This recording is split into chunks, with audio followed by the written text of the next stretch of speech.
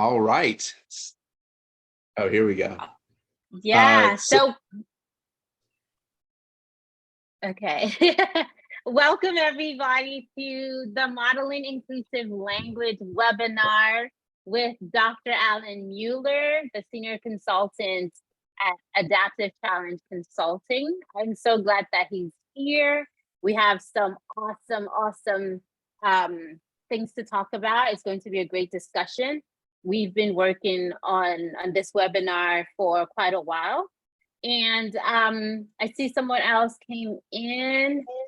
Okay, Arangsa, welcome. If you're able to, please share where you're coming from. And so we're really excited about this webinar. And Dr. Allen has a ton of experience sharing details about inclusive language and why this is important. So one thing I wanted to remind everybody is that this is a webinar series.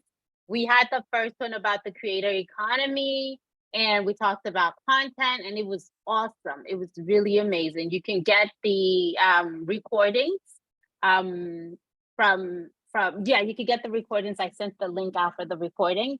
And today we have Dr. Alan Mueller talking about modeling inclusive language. And in the next couple of weeks, we're going to start talking about Gen Z, which I'm also super excited about. We're going to talk about learning about them, marketing to them. And then we're going to talk about attracting non-traditional students and on and on. So please feel free to join us to any of those sessions. You'll get email reminders and it's going to be amazing. And of course, you can use the QR codes to go to the page and just like register. Now, a little bit about Olark. Oh, great. Aranza, you're from Ithaca. I hope I'm pronouncing your name correctly, but Ithaca, welcome. We're so glad to have you. A little bit about Olark. It's a live chat platform. We make the simplest and most accessible way to connect with students when they need you the most. And higher ed clients really love Olark because we are flexible, we have automation, and we are the most accessible. And we have our first of its kind Slate integration, which a lot of our clients have found super useful. So that's a little bit about Olark. And a little bit about me. I am the head of demand generation here at Olark. My name is Osai, and I am excited to be here. We've been planning this for a while. The series is awesome. And I work in marketing.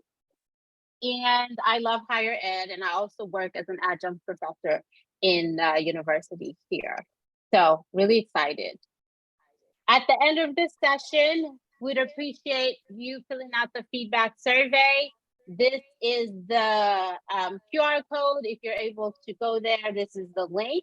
We want to get your feedback about this session, anything that we could do better, any of your recommendations, and this will help us to, oh, Dr. Mueller, I think I'm echoing somehow, but this will help us to decide on future sessions. So we would appreciate your feedback. Zoom housekeeping, which I think I should have even shared sooner. You can see at the bottom of your screen, there's chat. You can raise your hand. You can ask questions in Q&A, or you can show captions. So you can click on show captions and then you can pick your language. The Zoom caption technology is actually pretty decent. At least we've heard that. And so we would appreciate your feedback on that as well. And you can add the subtitles or show the subtitles or not. So this is something that we hope can be useful for you. And now let's talk about Dr. Mueller. Dr. Alan Mueller, we are so excited that he's here. I know I've said excited like a lot of times, but we find that inclusive language is really important. It's not just important because it's something that everybody's doing, but it's important because it's an opportunity to engage with the right types of people. It's an opportunity to engage with your potential students, your ideal students. And so we're glad that Dr. Mueller is going to be talking about it. Dr. Alan Mueller is a passionate advocate for authentic transformation. He started Adaptive Challenge Consulting in 2014 to help organizations navigate their greatest challenges through listening and real conversations. Dr. Mueller has worked in finance, sales, higher education, and even hospitality. Through his unique journey of failures and successes, he has gained insight into organizational leadership and development. Dr. Mueller always brings authenticity and humor with him when assisting organizations on their inclusion efforts or helping them evaluate their programs. So you can definitely learn more about him on his website, and we'll keep talking, and I'm sure you'll engage with him. So with that said, I want to welcome Dr. Mueller. If you don't mind, I will share your slides, and then I'll mute Fantastic. off, and then you can go ahead. Fantastic. And my apologies all that I'm having webcam problems this morning, but as long as you can hear me, I think we can proceed. So thank you, Osai, for having me, and thank you, Olark, for having me. This is really a fantastic opportunity to lean in on conversations about inclusive language and how our students, our clients, our stakeholders, how important that is. And so I don't know if the slideshow, is the slideshow up already? If it's not, I mean, I might be able to do share screen as well. In the Oh, I'm short just term, about to, I was just about to do that. I was muting myself. oh, no worries, no worries. And while we're getting that up, I'll share a little bit more about my background. I was not a successful college student by many metrics. It took me 7 years to finish college, and when I finished, my GPA was pretty low. And so a lot of folks sometimes when I'm doing speaking engagements and consulting work, when one sees my bio, it looks as though I sort of, showed up at 18 years old with my act together, but the reality was quite different. And so, and many of you know students like the student I was, the student that I'm describing. And so I just wanted to mention that at the onset. And then a few other things. Oh, here we go. So I live. If we can go maybe to the first slide after that, it's sort of my formal bio. And so I have several degrees. Educational leadership is my doctorate. I also have an ed specialist degree in adult education, a master's in what's called college student development, and a bachelor's in philosophy and religion. And you can see more of my bio there. I've worked a lot with liberal arts colleges, many of whom are very enrollment driven, also some state universities, mid-sized state universities. And so that's some of my work background in areas like enrollment management, career services, student leadership, student activities, student center management, service learning, and a variety of other areas, including academic affairs administration. On my next slide, though, is more of the story of me. And it's more sort of what I was alluding to before, that I am, I'm a work in progress, right? And I'm a Disney fanatic. I love coffee. It says under fun facts, I'm a member of two fraternities that you might not assume. One of them is Kappa Kappa Psi, which is a fraternity for band people. So you have to really love band. And the other is Iota Phi Theta, which, if you're familiar with the Divine Nine, is the youngest of the Divine Nine. And as you can tell from my picture there, I'm a white guy. And so part of my own intercultural journey has been augmented and just made alive by honestly being a white man in a Black fraternity. And it's been an education for me. I'm also a part-time improv comic. And like to add some fun to our conversations as much as we can. So let's go ahead and get into the next slide. Yeah, so when we talk about diversity and inclusion and inclusive language, there are a lot of categories that we know and love, right? These are the categories that come up frequently: race, gender identity, sexual orientation, socioeconomic status, ability or disability status, even personality preferences. I can tell you some of my identities. I'm white. I'm a male. I'm cisgender, meaning, and if you're unfamiliar with the term cisgender, it's the opposite of transgender. And so when I was born, the doctors came out of the room and said, it's a boy. And they got it right in that instance, right? They guessed it correctly. And that means I'm cisgender.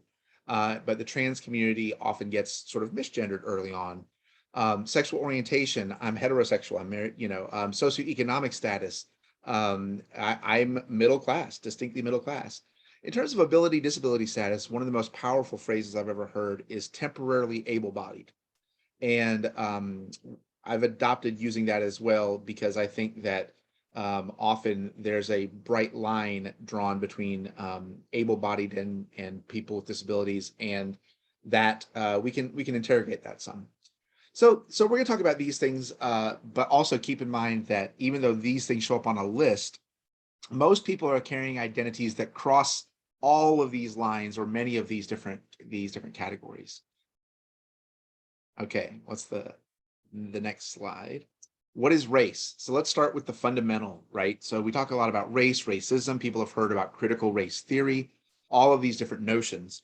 And race is a social construct with real world consequences. And what I mean by that is if I had $101 bills in my hand and said, hey, I'll give anybody $101 bills, or a $1,000 bill, a single $1,000 bill. I'm curious in the chat, what might people take? The $101 bills or a $1,000 bill? I'm curious to know which would be the thing most people would want. I think I might know the answer.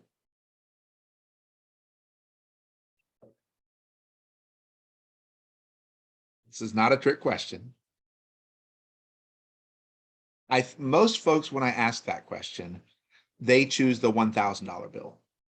And so the 1,000 on that piece of paper means that it has 1,000 times the buying power of one of those single dollars, right? This is a social construct. It's a construct that we believe that the 1,000 has more worth than the 100 pieces of paper that say one on them. Now, if we were in a world where money had no more meaning and our challenge together today was to light a fire to cook some food, and I had a piece of paper that said 1,000 on it, and then I had 100 pieces of paper that had the number 1 on them, which one would suddenly be more valuable? The answer is the 100 pieces of paper with $1 on them, because that would be more to create a fire, right? So this is what I mean by social construct. Just because something is a social construct, though, does not mean it is not real, and does not mean that it does not have real world consequences. So the real quick background on where we all came up with this idea of race as we conceive it in the United States. European folks in between the 14th and 16th centuries had several things happening at once. One was the papal bulls. The Pope made edicts, sort of these declarations. And among these declarations was go into whatever lands you find on behalf of the church, right? And then around that time, there were some German pseudoscientists named Blumenbach and Meiners. And Blumenbach and Meiners were working on classification systems. And they did some really, really horribly bad science using skull sizes to try to establish that white people were in fact better or had bigger brains than people from other lands, right? And so this is a very, very short version of what an entire could fill up an entire course.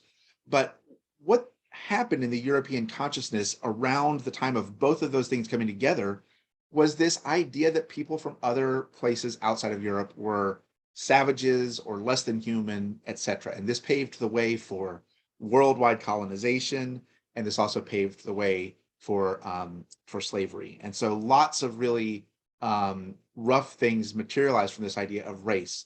And so this was, there are two videos that I would encourage you to take a look at. One of them is, and again, I like to use humor, even though some of these topics are pretty deep.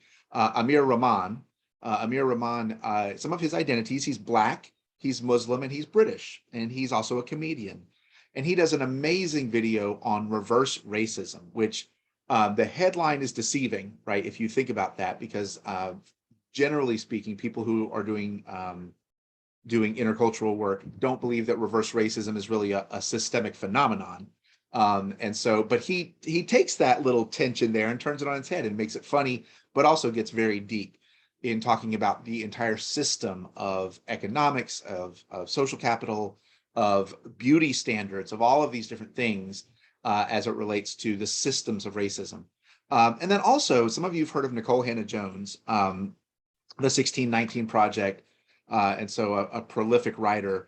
And she is featured on an episode of Adam Ruins Everything. Adam Ruins Everything was a little mini series that's on the web and on television.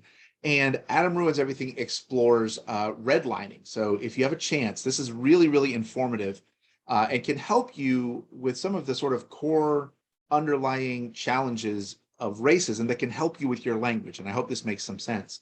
But Adam Ruins Everything delves into redlining with a big assist from Nicole Hannah-Jones.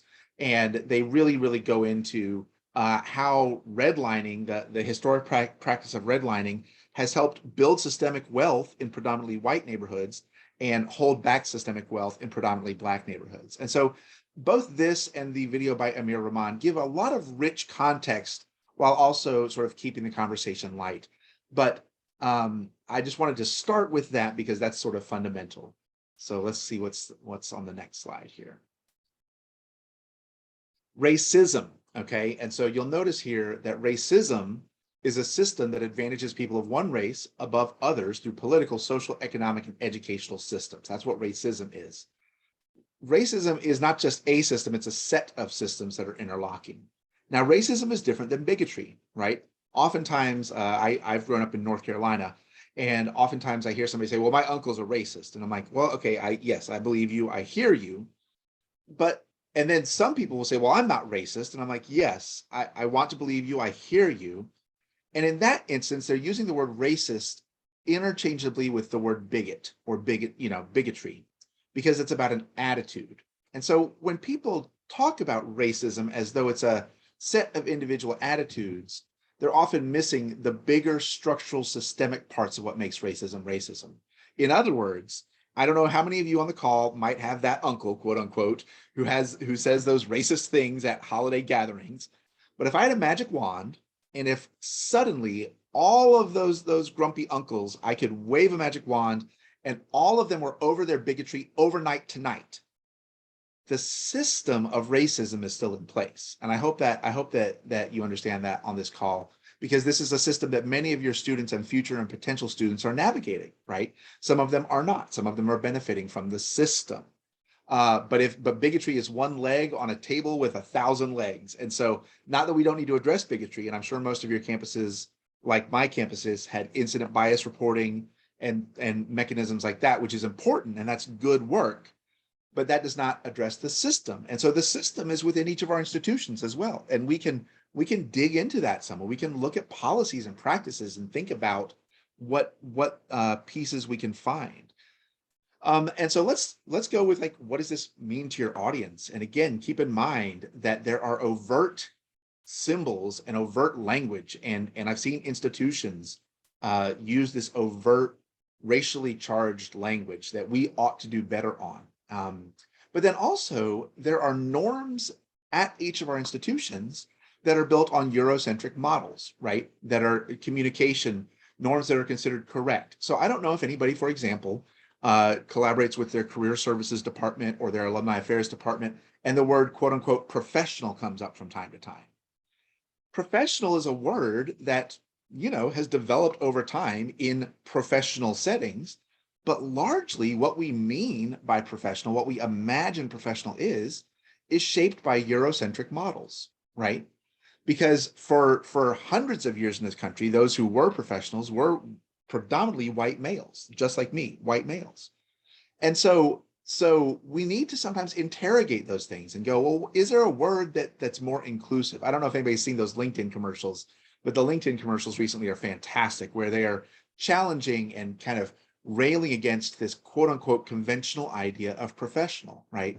Not that we shouldn't have norms in our offices and at our institutions, but we do deserve, our students and our potential students deserve to know that we are being critical of some of our notions. And so there are certain words. And so think about this in your style guides. Think about this in your communication. Professional attire. If you say professional attire is required, if your institution can show some awareness that that is a fraught word, that's going to go a long way with some students, right? Appropriate behavior, quote unquote. And I wish y'all could see me on the video because I'm using my air quotes right now. Appropriate behavior. There are certain sort of norms that, again, are grounded in these Eurocentric ideas that we can work to at least acknowledge, starting by acknowledging, well, when we say this, we mean that it comes from a frame that's been mostly influenced by whiteness, right? The notion of whiteness. And I know this is uncomfortable for some people to talk about, but we have to talk about it. And then language continues to evolve. Researching terms that have racist histories can help you and your institution avoid doing harm, and in doing so, reach a broader audience. And so starting with avoiding harm is important, as an important sort of short-term measure towards inclusive language. But there could be phrases on your website that have a racist history. I'm going to give you an example of one that seems innocuous on its surface, and I don't know the identities of most of you on the call, but I was standing in line to vote maybe 3 or 4 years ago, and in front of me was a black man, and behind me was a white man. And the black man and I get to talking a little bit, and he was part of a historically black fraternity. So I shared with him that I was as well. It was a different fraternity, but we had a little bit of common ground, and we're having a conversation. And the white gentleman behind us starts to join in the conversation, and he used to work at one of the local historically black universities. And he mentions to both me and the black gentleman that I'm talking with, he says, "Yeah, I used to teach at that university. And the students there were so articulate." Those were his words, "were so articulate." So I want to pause for a second. Yeah, I see some smiles. I want to pause for a second because I think that I would like to believe that what he was trying to do was to pay a compliment. But in doing so, he did harm and damage because he said out loud, "I was teaching at a historically black university, and I feel that it's necessary for some reason to name that those students were articulate." I feel, and that's a remnant of white supremacy ideas. Now I'm saying white supremacy, and I want to make sure that I make a small distinction between white supremacists, which is people with a political attitude that is specifically and concretely that white people are the best people, and white supremacy, which is this notion that European and white norms, professional, correct, etc., are grounded in whiteness as the norm, and we should be interrogating that, picking that apart and dismantling it, right? And making it broader, pulling it apart like taffy to make sure that those norms are just one part of a mosaic and not considered, quote unquote, the norm. And I hope that makes some sense. All right, let's go to the next slide here. And by the way, if anybody has questions in the middle, I know we're delving pretty deeply pretty quickly. And so if anybody has questions, feel free to mention them in the chat. Gender is also a social construct, and this has been in the news a lot recently, defined by various cultures around the world. Many people in European nations and nations that have been colonized by European nations buy into the notion that there are two genders, right?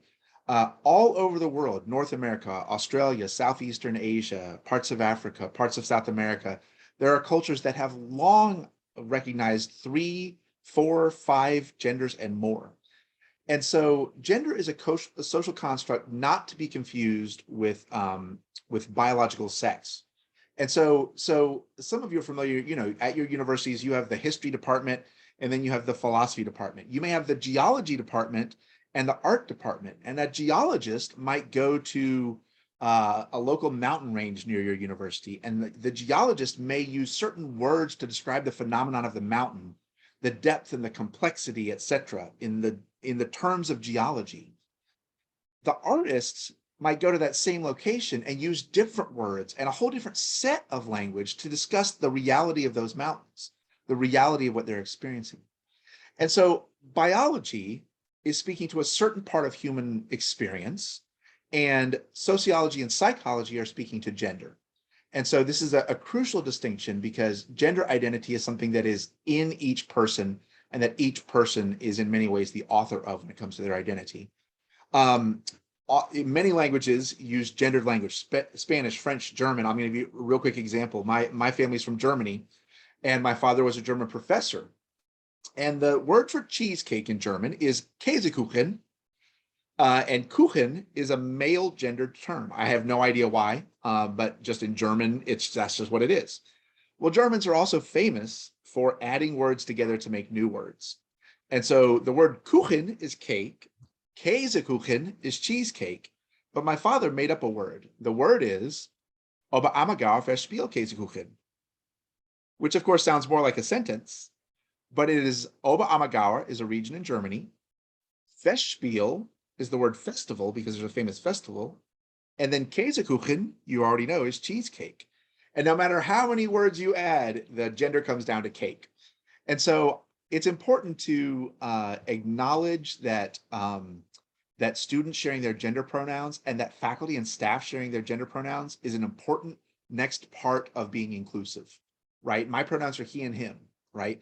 I mention that because it's important especially for future students, especially for students that might identify as non-binary or might be trans, to talk overtly about these are my pronouns. I just want to say that. That way, when we have a conversation, you can refer to me appropriately.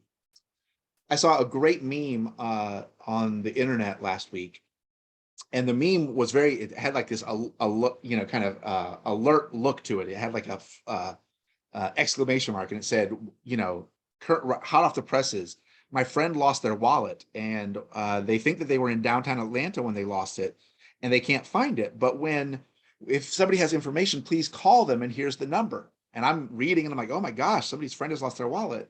And then I scrolled down, and it says, this entire conversation is meant to demonstrate to you that you do know how to use the word they in the singular form as a pronoun.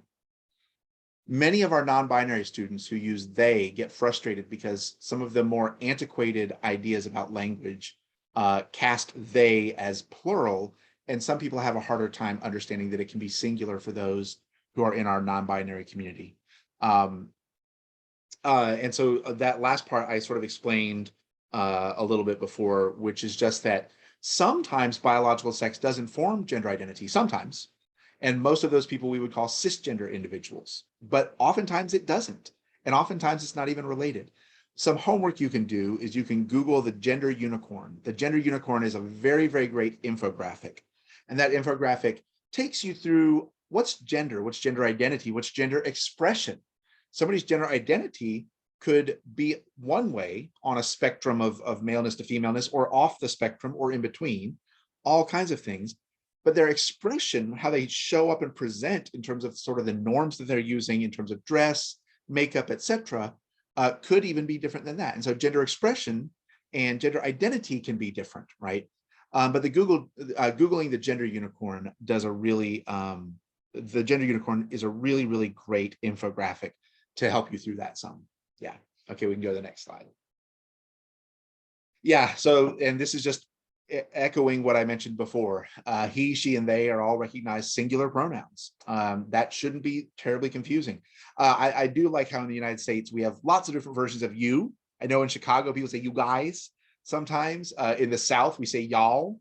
And I never would have imagined in my wildest dreams in the 80s and 90s that eventually y'all would become a sort of a more inclusive way to speak to people plurally, because it's non-gendered, right? And there are a lot of stickers down in my area that say y'all means all, and it's really encouraging. Disney World, you saw on my slide that I'm a fan of Disney World. Disney World operates by a set of values. They call them the keys to the kingdom. And they recently added inclusion. And so for decades, if you've gone to a Disney park, you'll hear the term, ladies and gentlemen, boys and girls, welcome to Disney's Magic Kingdom. Or ladies and gentlemen, boys and girls, you're about to witness Fantasmic, or whatever. And it's been sort of almost going back to circus days. This has been the way that audiences have been addressed by those in the entertainment business. And Disney has switched it up. Disney no longer says ladies and gentlemen, boys and girls, because they know that that leaves some people out, right? And so they've started with dreamers of all ages, guests and dreamers of all ages. I mean, how much more inclusive is that? One of the things that's powerful, I worked at a small college that was an all gender institution. It was a women's institution. And I often heard my colleagues at that women's institution calling our students the girls, or my girls, or the kids. And I want to interrogate that, because first of all, when they said the girls, I felt like saying, well, don't forget we have some trans students and we have some non-binary students. So first of all, you've left a few people out, and we have some cisgendered males in our evening program here. And then two, by calling them kids or girls, you're sort of infantilizing them. These are young leaders. These are future leaders. These are students. These are scholars. And so finding new language that recognizes that, I heard my colleagues refer to students in that way, even as we're all navigating a pandemic.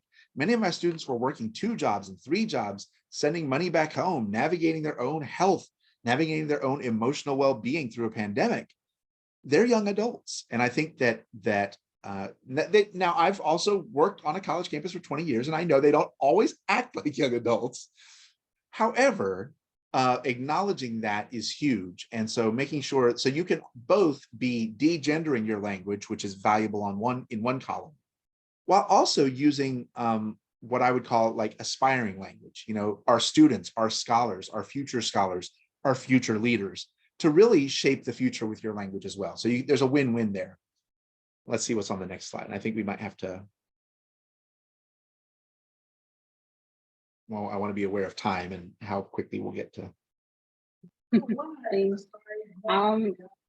So I don't know, do you want questions as you're going, or do you want questions at the end? I'm good with either. Sometimes questions while we're going is great for the conversation because it can help us shape where to go next. So yeah. Okay, there was a question around the story that you mentioned with the person who said that they worked in a Black school with most, and they were very, was it eloquent or something? I can't remember the exact phrase. But the question was, if somebody accidentally does that, of course they don't intend to be offensive. What is the best next step? Yeah, that's a great question. And so I'll take that question. I'll zoom out just a little bit from it, which is if you say something racially insensitive or transphobic or homophobic or misogynist, if you say something like that, which all of us are human, right? On the last slide of this presentation, I talk about a mistake I made recently, and I do this kind of work.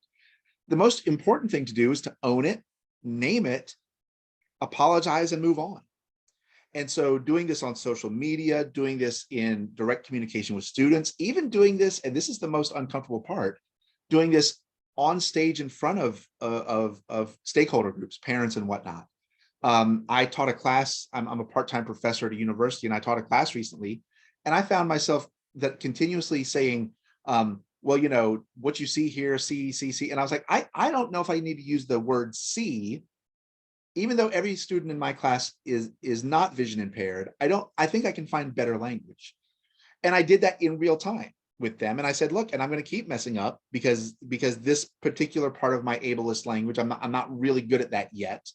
But we need to normalize naming it, owning it, apologizing, and moving on. And let me pause too, and I really wish I could see the video for this, because I feel like my face is communicating more than I can like this. But two, to understand that for many people with privilege, and this would count me, I have the 12 pack of privilege, y'all. I have all the major features of privilege in this country. For people with privilege, sometimes if they mess up, they feel guilt, and that guilt can take over the whole room.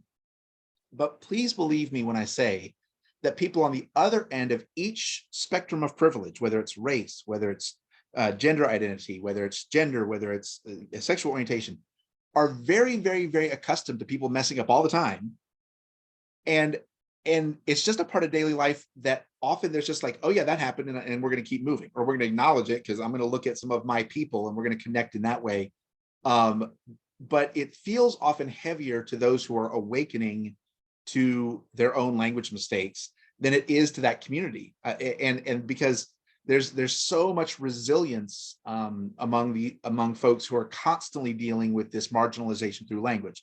I hope this makes some sense. And so the thing to do is to own it, name it, apologize, and then just keep going and do better without pausing and sucking out the air out of the room and saying, oh, woe is me, I made this mistake and we're going to dwell on this mistake. Name it and apologize, and then keep moving. Yeah. Great question. So, and feel free to have other questions show up as they do. Race, gender, and other identities intersect, right? At the bottom, there's a video that's also some good homework to do. Katie Goldman and Carlita Victoria do a fantastic musical comedy video about intersectionality. And there's a white woman who's really, a feminist, and she's really wanting to bond with her Black friend. And she's talking about intersectionality, this and that. And her friend has to say, hold on, let me tell you what intersectionality really is. Kimberly Crenshaw coined the term intersectionality to describe interlocking systems of oppression faced by people holding more than one marginalized identities, right? And so Kimberly Crenshaw sort of started this, but that comedy video by Katie Goodman and Carlita Victoria, which I think actually, I saw Kimberly Crenshaw speak at a conference, and I think she introduced me to this video, come to think of it. But this video really delves into how it's about the interlocking systems of oppression, right? So particularly, I want to talk about, like, for example, Black women, Latina women, who are facing both racism, the system of racism, all that that means in terms of what's professional, what's beautiful, what's acceptable, what's et cetera, et cetera, et cetera. And they're facing that from the standpoint of their identity as women, right? And so understanding that that we each show up with all of our identities at once, right? And that intersectionality is about those interlocking systems of oppression that many of your students and prospective students are navigating, right?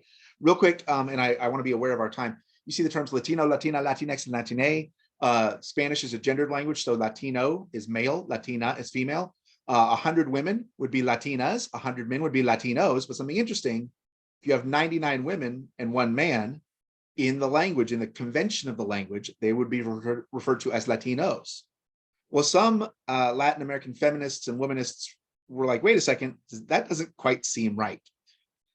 As that was evolving, non-binary folks from that community were also saying, wait a second, Latino, Latina, I don't know where the letter is for me. And so Latinx showed up, right? Now, Latinx is not sort of from that language. And so although it is inclusive, Latine is a more inclusive, non-gendered way to refer to that community. When I speak about that community, I actually say Latino, Latina, Latinx. I say all of them, additive, because for some people, Latino is a key part of their identity. For some people, Latina is a key part of their identity. And for some folks, Latino and Latina don't quite do it. So Latinx, it's additive, not meant to replace Latino or Latina. You see women, women, and women. You see that X in there. That with those quotes, that can be a problematic use. So some of you have heard of the feminist movement, but if you haven't also heard of the womanist movement, Googling what the difference is between feminism and womanism would be a good journey of self-exploration to do. But essentially, feminism was largely grounded in and voiced by white women. And womanism was happening in the Latina and the Black communities and other communities of color around the same time, but wasn't given the same kind of spotlight and press, right? And so that's a little bit on some specifics of language. And also, real quick, if you've ever been confused with what Hispanic means versus Latino, Latina, Latinx, Hispanic just means from a Spanish-speaking country, a country whose primary language is Spanish. So there are white people from Spain who would be Hispanic, right? Latino, Latina, Latinx, Latine refer to people from what has conventionally been called, although we could also interrogate this phrase, what's conventionally been called Latin America. And that would include Brazil, even though in Brazil they do not speak Spanish. So Brazilians, their primary language is Portuguese. Some speak Spanish, but mostly Portuguese. And so oftentimes people will say Hispanic, and they'll be confusing that with Latino, Latina, or Latinx, or Latine. So Hispanic simply means coming from a country whose primary language is Spanish. Latino, Latina, Latinx, Latine mean coming from what we conventionally have called Latin America. And again, I want to put an asterisk there because even that phrase can be interrogated some. Yeah. Questions about that, or can we? Yeah. A quick question for someone who feels like they are alone in trying to help their institution understand some of these things and be more inclusive. What would you recommend that they start doing, just to start with, and next steps? Yeah. So there are a lot of different things that you can do. Some people bring in outside folks like me. I mean, that's a thing, and I have a team. But something you can do on the inside is, one thing you could do. You could talk about maybe forming a little reading group. And I know we are all overworked, and so it's easier said than done. But saying to some colleagues, hey, what if every other Friday we got together for a brown bag lunch and we picked up InsideHigherEd.com or USA Today's education section or something and just had a conversation about students? And through that work, you could select readings with some intentionality to talk about identity and to talk about the things that make us us. Also, some institutions go about the business of doing campus climate surveys. And I can go ahead and give you a spoiler alert that campus climate surveys are going to tell you pretty much the same thing, which is many students who hold privilege are going to believe that most things are pretty inclusive, and most students who hold intersecting marginalized identities are not going to feel the same way, right? That many of your heterosexual students are going to feel very much like it's a gay and lesbian friendly campus, but many of your gay and lesbian students will see and experience other symbols that their heterosexual colleague peers can't or just don't catch because of privilege. And so you can also, talk to the folks at your institution in student affairs and in institutional research and say, do we have any data on how our students perceive this environment? And you can use that as a wedge with your entire team and say, do we have some data that the experience of Black students, the experience of Latino, Latinx students, like do we have some of that data that we could delve into to try to understand better? Not that there's going to be an easy answer, but even just getting the data into the conversation could help conversations like this. And also, honestly, from an enrollment management standpoint, I know I think a lot of the audience here works in enrollment management in areas, is that I know that your vice president or vice chancellor really, really likes this word yield, right? And really, really wants to make sure that students are getting enrolled, and getting your language more inclusive and really going through the paces of understanding this is going to get you to a better place in terms of your next incoming class, right? So yeah, I hope that answered the question. That's a great question. My hands on my heart right now, because I've been there. I've been one of the people who's been lonely in that conversation. And also keep in mind, I'm a white man, right? And so I didn't also have to deal with any of the isms that a lot of my Black and Indigenous and people of color colleagues and my LGBT colleagues were grappling with at the same time. So a little bit about ableism, and this is something that I struggle with. I've struggled with it even in this session. I'm sure I've used the word see and hear, which I don't have to use. I can use experience or observe, or I can use other words that don't assume that everyone in my audience can see and hear. But we have to be aware of that, right? Also, does your office have what they call standing meetings? Well, I had a colleague 2 institutions ago who's never stood a day in her life, right? So are there standing meetings that could be just called regular meetings, right? And so there are ways to think about our language when it comes to disability and ability that is also very, very critical in terms of inclusion. Now, I'll tell you that that this one is getting increasingly more complex. And part of why I'll say that is because early advocacy work for people with disabilities focused on what we call person-centered language. Okay, so we're going to get in the weeds here for just a minute, but I promise we're going to pull you back out. Okay, person-centered language. And so I'm going to give you a real life example. We used to live in the mountains, the Appalachian Mountains, and my wife was a school counselor. And a parent came up to my wife one day and said, well, this is my daughter, Emily. She's Downs. So to translate for those of you who don't speak Southern, the mom said, this is my daughter, Emily. She is Downs, right? Now, her daughter was a student who had Down syndrome, right? But the way she talked about her daughter was as though her daughter was the disability.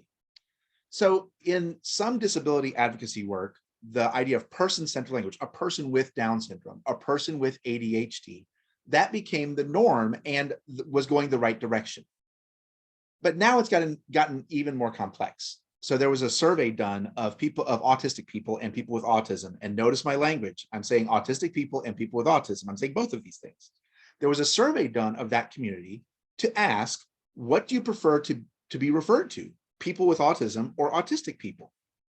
And it was not unanimous, but the overwhelming majority said autistic people. This is part of my identity. I'm going to name it, and it's part of my identity. You don't have to talk about it as though it's an appendage, a person with autism. Now, understand that from what I read the results of the survey, and that was not universal, but when I speak about that community, I say autistic people and people with autism, because I don't know how that individual might want to be met. Now, is that a lot for a website? Yeah, it's a lot for a website, but this is a good conversation to have with your staff, right? And to speak to folks. And when I say folks, what I mean is listen to autistic people, right? And look at that research as well. So yeah, and I think the last slide I'm happy to skip, although I could use it just as a sort of teaser. I also do a lot of work in my consulting company with like personality difference in the office, and how our personality, how understanding personality difference can really make us better teams.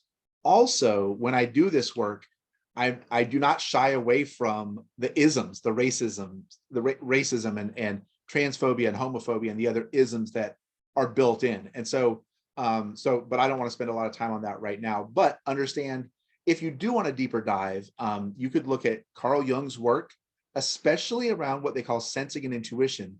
Because if you're in the business of communicating a message to potential students, current students, other stakeholders, that one letter on the Myers-Briggs, and many of you are familiar with the Myers-Briggs, it's 4 letters, like, extrovert, sensing, thinking, judging, ESTJ or something like that. But that second letter in particular, for people who are in the storytelling and message crafting business, is a very important thing to understand.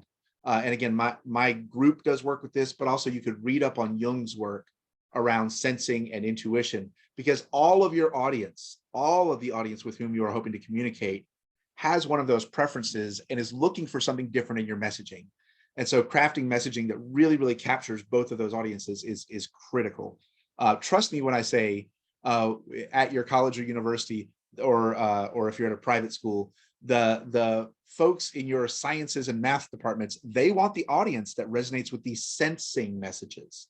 And trust me when I say your teachers, your education majors, your sociology majors, your psychology majors are going to resonate with more intuitive messages. And those departments on your campus will be very excited if you can convey messages in that way as well. So again, you can feel free to connect with me about that, or read more on Jung.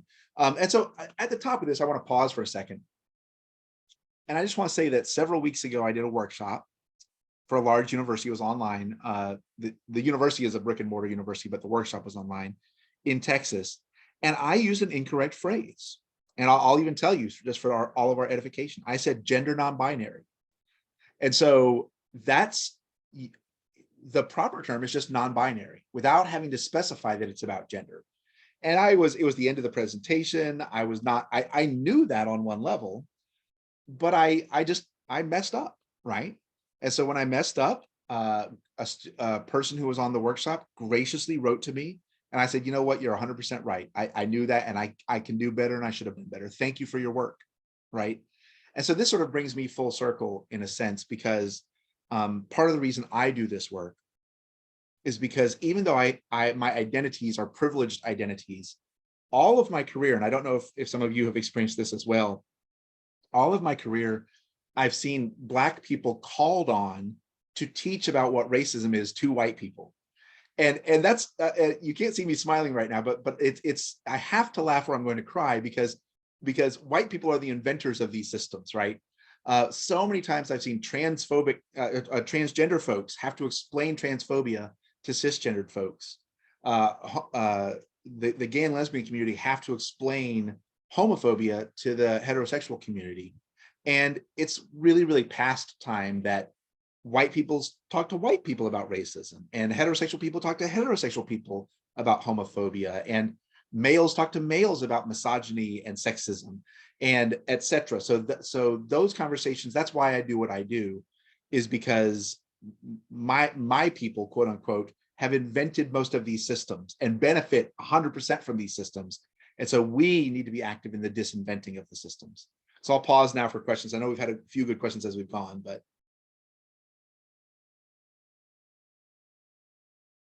Thank you so much, Dr. Mueller. This has been so informative. And thank you for just talking about the whole idea. I was taking notes of just owning your mistake, naming it, and apologizing and moving on. I think that could be one of the hardest things to think about, and not let guilt stop you from moving forward.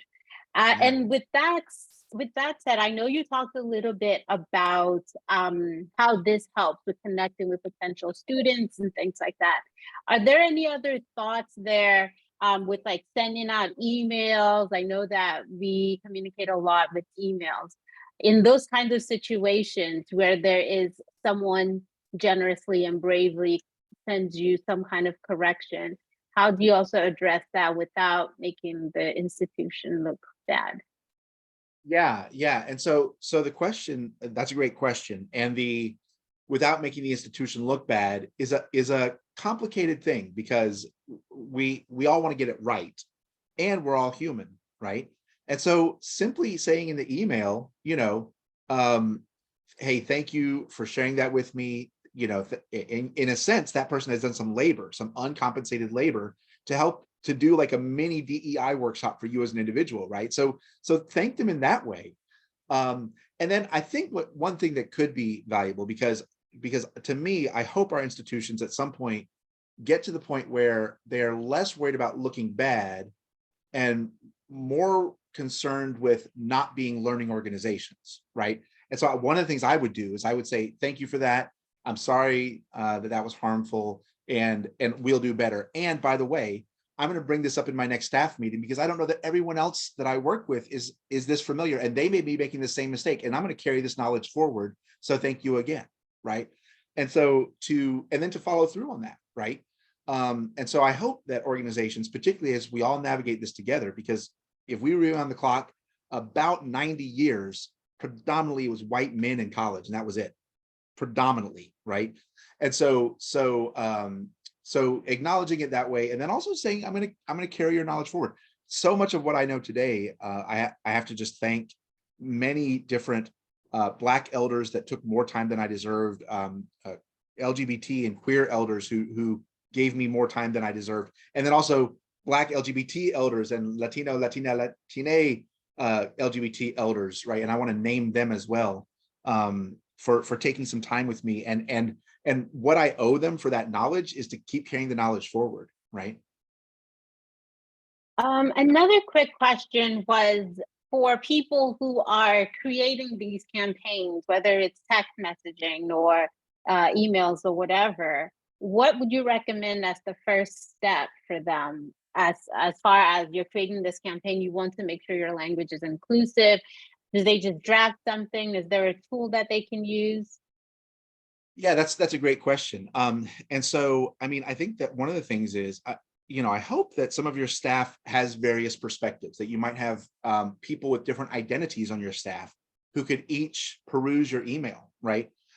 If not, sometimes, and this is an exercise that you can do, say, for example, that you are a male, right? You can write your message that you're about to send out to students, and then you could pause for a second, and you go, okay, wait a second.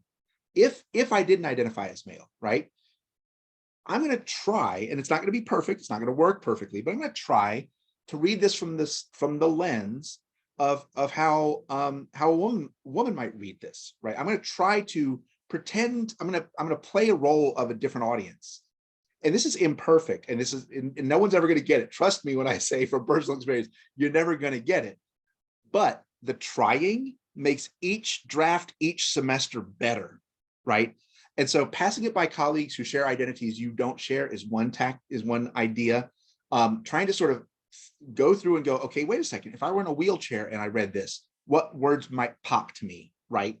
The standing meeting, right? That word might pop to me. Or saying, okay, if I were a non-binary student, who uses they as a pronoun, who's not ladies and gentlemen, right? How might so going through some filters in your mind and going, how might this audience experience this? How might this audience experience it?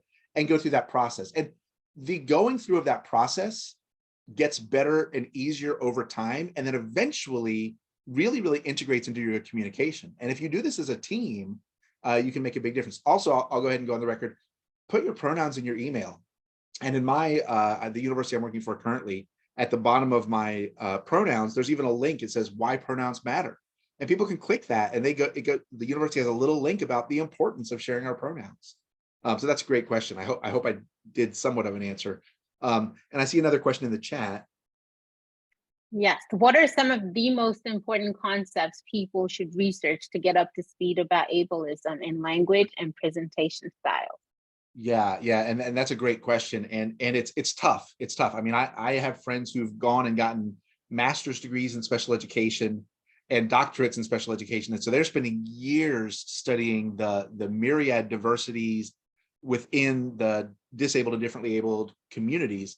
And so one thing I will tell you is there's a concept called universal design. And universal design is a very high bar. But universal design, many of you know our K-12 system, that many teachers will create a class for what they consider the quote unquote typical student, and then they'll have a 501 plan, like little modifications for students with different learning disabilities or learning differences. Universal design asks us, in our messaging, in our syllabi that we make, in our campus activities, are we thinking about students, autistic students and students experiencing autism? Are we thinking about students with ADHD? Are we thinking about the LGBT community? Or are we thinking about the LGB community, the lesbian, gay, and bisexual community, comma, hard stop, and are we thinking about the transgender community, right?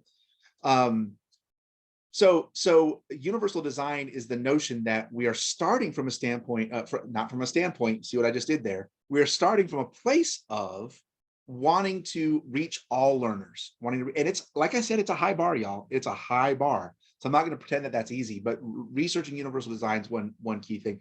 The link about why pronouns are important. So Emma, one of the great resources, there's an individual who uses they, them pronouns named Ash, and Ash does a series called the ABCs of LGBT. Lots of quick videos, really informative, really respectful. I will tell you that the first 9 or so in the series, most of the people you're going to see are white, right? And so over time, I think Ash got invited to consider, are you just exploring LGBTQIA2S+ from a white standpoint, or are there going to be voices from people of color, indigenous folks, the Black community, et cetera, et cetera, et cetera? And so Ash, it's called the ABCs of LGBT. And I don't know if y'all heard my list, LGBTQIA2S+. I hope you might know those, what all is included, but if not, I'm going to say it really slowly so you can Google it. LGBTQIA2S+. And so you can definitely Google. The 2S might be newer for some folks, but that has a lot to do with the voices of our indigenous communities, particularly in North America, about what's called the two-spirited identities, which is a set of identities that part of which is gender and part of which is well beyond my understanding as a white person, part of which is beyond, but it does intersect gender as I understand it. So yeah, and so Emma, what the ABCs of LGBT with Ash, and then also the gender unicorn, could provide some background there as well. Thank you. Thank you so much once again, Dr. Mueller. It's been such a pleasure having you, and thank you to everyone for staying around. I know we went a little over time again. I will be sending out the recordings after this. Feel free to connect with us. We have other resources that you can learn more about Olark, and please fill out the feedback form because that will help us to know when to bring Dr. Mueller back to go even more in depth with all the topics that we've discussed, because I can see that we are just starting at the foundation and there's so much more. So if you'd like to have him come back, please leave that in the feedback form. Or if there are other things that you'd like to discuss, please share that as well. But once again, thank you. I'm Osai, and this is Olark. If you have any questions, let us know. Thanks.